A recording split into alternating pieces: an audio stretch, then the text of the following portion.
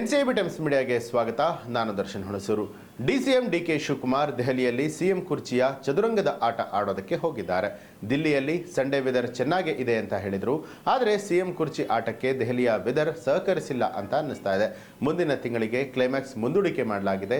ಏನಿದು ಡಿಕೆಶಿ ದೆಹಲಿ ಗೇಮ್ ಅಂತೀರಾ? ಇಲ್ಲಿಂದ ನೋಡಿ ಕಂಪ್ಲೀಟ್ ರಿಪೋರ್ಟ್. ಡಿಕೆ ಪಟ್ಟದಾಟಕ್ಕೆ ದೆಹಲಿಯಲ್ಲಿ ಕೂಡಿ ಬಾರದ ಕ್ಲೈಮೇಟ್. ಮುಂದಿನ ತಿಂಗಳಿಗೆ ಮುಂದೂಡಿಕೆ ಆಗುತ್ತಾ ಕ್ಲೈಮ್ಯಾಕ್ಸ್? ಎಂತ ಇಂಟ್ರೆಸ್ಟಿಂಗ್ ಅಂದ್ರೆ ಸಂಡೇ ದಿಲ್ಲಿ ಕ್ಲೈಮೇಟ್ ಸುಂದರ, ಅತಿ ಸುಂದರ ಅಂತ ಹೇಳಿದ್ರು. ಆದ್ರೆ ಪಟ್ಟದ ಸಿಹಿಗಳಿಗೆ ಬಯಸಿದಂತಹ ಡಿಕೆಶಿಗೆ ಕ್ಲೈಮ್ಯಾಕ್ಸ್ ಉಲ್ಟಾ ಹೊಡೆದಿದೆ. ಬಜೆಟ್ ಪೂರ್ವ ಜಂಟಿ ಅಧಿವೇಶನ ಆರಂಭ ಆಗಿದೆ. ಅಲ್ಲಿ ಒಂದು ವಾರ ಟೈಮ್ ಲ್ಯಾಪ್ಸು.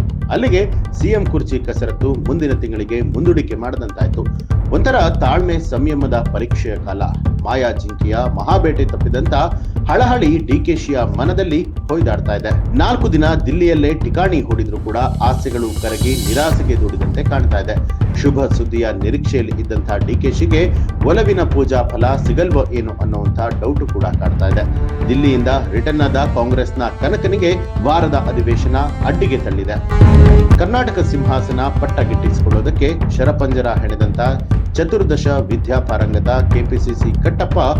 ಆದರೆ ಸರ್ವಶಕ್ತ ಡಿಲ್ಲಿ ಕಮಾಂಡರ್ಗಳು ಯಾವುದಕ್ಕೂ ಕೂಡ ಜಗ್ತಾ ಇಲ್ಲ, ಯಾವ ಮಾತಿಗೂ ಕೂಡ ಮಣಿತಾ ಇಲ್ಲ. ಅಟ್ಲೀಸ್ಟ್ ಕರೆದು ಮಾತನಾಡ್ತೀನಿ ಅಂದವರು ಈಗ ಅಧಿವೇಶನ ಆಗ್ಲಿ ಅಂತ ಹೇಳ್ತಾ ಇದ್ದಾರೆ. ದಿಲ್ಲಿಯಲ್ಲಿ ಸಂಡೇ ವೆದರ್ ಫಸ್ಟ್ ಕ್ಲಾಸ್ ಅಂತ ಹೇಳಿ ಡಿಕೆಶಿಗೆ ಮರುದಿನವೇ ವಿಸಿಟ್ ಅನ್ನ ಮುಗಿಸಿದ್ದಾರೆ. ಈ ಬಗ್ಗೆ ಮಾತನಾಡಿದಂತಹ ಡಿಸಿಎಂ ಡಿಕೆಶಿ ಅವರು ಯಾರನ್ನ ಭೇಟಿ ಮಾಡಬೇಕು ಮಾಡಿದ್ದೇನೆ, ಪಕ್ಷಕ್ಕೆ ಒಳ್ಳೆಯದಾಗಬೇಕು ಅಂತ ಹೇಳಿದ್ರು. ಆದ್ರೆ ನಿಮ್ಮ ವಿಚಾರ ಏನಾಯ್ತು ಅನ್ನುವಂತಹ ಪ್ರಶ್ನೆಗೆ ಪಕ್ಷ ಏನ್ ಹೇಳುತ್ತೆ ಅದನ್ನ ನಾನು ಹಾಗೂ ಸಿದ್ದರಾಮಯ್ಯ ಇಬ್ಬರು ಕೂಡ ಒಪ್ಪಿಕೊಂಡು ಒಮ್ಮತದ ತೀರ್ಮಾನದಲ್ಲಿ ಹೋಗ್ತೀವಿ ಅಂತ ಹೇಳಿದ್ರು. ಇನ್ನು ಮಾಜಿ ಸಂಸದ ಡಿಕೆ ಸುರೇಶ್ ಮಾತು ಪಕ್ಷದ ಮೇಲಿನ ಕಾಳಜಿ ಹಾಗೆ ವಾರ್ನಿಂಗ್ ರೂಪದಲ್ಲಿ ಕಾಣ್ತಾ ಇದೆ. ಸೂಕ್ತ ಸಂದರ್ಭದಲ್ಲಿ ಸೂಕ್ತ ನಿರ್ಧಾರವನ್ನ ತೆಗೆದುಕೊಳ್ಳುತ್ತೇವೆ ಅಂತ ಹೇಳಿ ಮೈಸೂರಿನಲ್ಲಿ ರಾಹುಲ್ ಕೊಟ್ಟಂತಹ ಭರವಸೆ ಬಾಯ್ಬಿಟ್ಟಂತಹ ಸುರೇಶ್, ಹೀಗಾಗಿ ಪಕ್ಷ ಮತ್ತು ಶಾಸಕರು ಹಿತದೃಷ್ಟಿಯಿಂದ ಕಾಯ್ತಿದ್ದೇವೆ ಅಂತ ಹೇಳಿದ್ರು. ಅಲ್ಲದೆ ಅಧಿಕಾರ ಅನ್ನುವಂಥದ್ದು ಸುಲಭವಾಗಿ ಸಿಗಲ್ಲ, ಅಣ್ಣನ ಹಣೆ ಬರಹದಲ್ಲಿ ಬರೆದಿದ್ರೆ ಸಿಎಂ ಆಗ್ತಾನೆ ಅನ್ನುವಂತ ವಿಶ್ವಾಸವನ್ನ ತೋರಿದ್ರು. ಇನ್ನು ಅಧಿವೇಶನ ಆರಂಭಕ್ಕೂ ಮೊದಲೇ ಡಿಸಿಎಂ ಡಿಕೆಶಿ ಅವರು ವಿದೇಶಿ ಯಾತ್ರೆಗೆ ತೆರಳಿದ್ದಾರೆ. ವಿಶ್ವ ಆರ್ಥಿಕ ಶೃಂಗಸಭೆಯಲ್ಲಿ ಭಾಗಿಯಾಗುವುದಕ್ಕೆ ದಾವೋಸ್ಗೆ ತೆರಳಿದ್ದಾರೆ. ಭಾನುವಾರವೇ ಸಚಿವರಾದ ಎಬಿ ಪಾಟೀಲ್ ನೇತೃತ್ವದಲ್ಲಿ ಉನ್ನತ ನಿಯೋಗದ ಜೊತೆಯಲ್ಲಿ ತೆರಳಿದ್ದಾಗಿದೆ.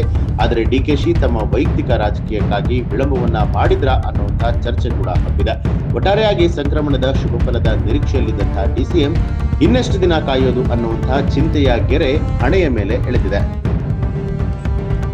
ಈ ಒಂದು ಮಾಹಿತಿಗೆ ಸಂಬಂಧಪಟ್ಟ ಹಾಗೆ ನಿಮ್ಮ ಅನಿಸಿಕೆ ಅಭಿಪ್ರಾಯವನ್ನ ಕಮೆಂಟ್ ಮಾಡಿ. ಹಾಗೆ ನೀವಿನ್ನೂ ಕೂಡ ನಮ್ಮ ಚಾನಲ್ ಅನ್ನ ಸಬ್ಸ್ಕ್ರೈಬ್ ಮಾಡಿಲ್ಲ ಅನ್ನುವಂಥದ್ದಾದ್ರೆ ಈಗಲೇ ಸಬ್ಸ್ಕ್ರೈಬ್ ಮಾಡಿ, ಬೆಲ್ ಐಕಾನ್ ಒತ್ತಿ.